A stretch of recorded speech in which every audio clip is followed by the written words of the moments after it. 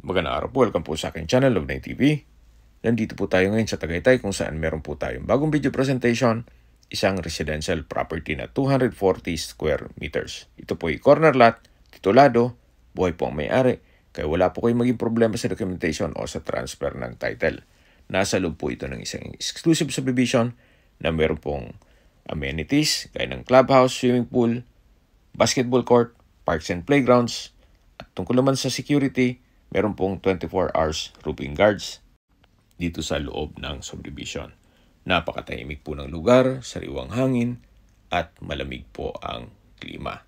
Malayo na rin po ito sa 14 kilometers danger zone ng Taal Volcano.